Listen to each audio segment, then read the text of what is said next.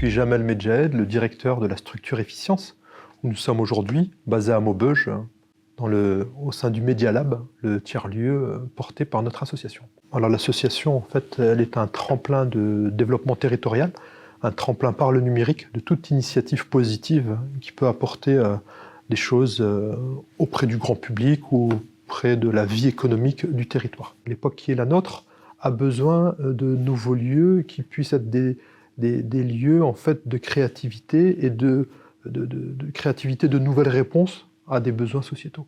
C'est ça un peu pour moi l'idée du tiers-lieu. Et à travers la participation des habitants, des collectivités. C'est aussi une nouvelle forme de démocratie pour l'évolution en tout cas de nos sociétés. Les événements liés au confinement, la brutalité dans laquelle ça s'est passé, ont fait qu'en fait nous avons essayé de rendre disponible l'ensemble de nos services. Tout simplement, on fait de l'accompagnement de projets liés à l'économie sociale et solidaire.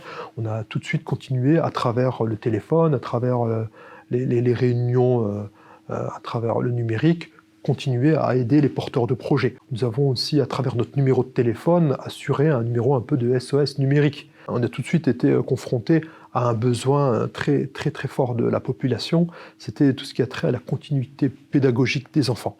Il y a eu aussi des cas concrets où des familles, une maman qui élève seule 4 enfants, qui se retrouve dans un centre commercial, a acheté un ordinateur dans l'urgence à 700 €. C'est quasiment ses revenus du mois. On considère en tout cas, nous, que l'accès au numérique est un droit, donc l'équipement, l'accès aux abonnements pour avoir une ligne internet, etc., doit être garanti à tout à chacun. On était concentré avant le Covid sur la maîtrise des usages du numérique. Là, maintenant, se poser tout de suite la question d'avoir un matériel de qualité qui nous permette de pouvoir communiquer, un ordinateur, etc. Et bien sûr, les besoins étant immenses, nous avons pu bénéficier d'un soutien de la Fondation de France, qui a permis d'acheter plus de 70 ordinateurs et de pouvoir les prêter, les mettre à disposition de familles, donc pour les enfants, pour continuer la scolarité. Nous avons aussi fourni près de 30 imprimantes, parce que la question de l'imprimante aussi, elle était essentielle, de l'encre. Quand vous savez qu'à ce moment-là, il n'y avait plus d'encre dans les centres commerciaux. On fournit des clés 4G, des clés Wi-Fi, etc. Donc l'idée, c'était vraiment pour chaque situation, pour chaque famille, avoir une solution concrète, rapidement, facilement, en direct avec les associations de quartier, les centres sociaux, qui étaient au cœur de cette période assez difficile du Covid et du confinement. L'action qu'on a mis en place sur les 6 mois, par exemple, on va dire, on a pu répondre qu'à 30% des demandes. Donc il y a un fort besoin qui est loin d'être comblé. On est toujours à la recherche, en tout cas, de soutien, nous permettant d'investir sur un parc informatique et créer quelque part une flotte d'ordinateurs solidaires.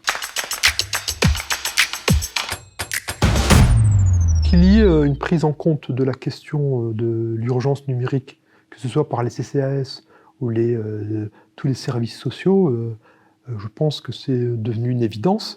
Maintenant, il faut l'organiser, il faut le poser, parce que ça nécessite aussi de faire changer les pratiques aussi chez les fonctionnaires, dans les institutions, etc. Donc il y a un vrai débat, et en tout cas nous, au sein de ce tiers-lieu, par exemple, on organise des temps d'idéation avec des professionnels des services sociaux sur le territoire de la Sambre-Avesnois, avec l'école d'assistante sociale, pour réfléchir sur l'évolution, en tout cas des pratiques et la prise en compte du digital dans l'aide sociale.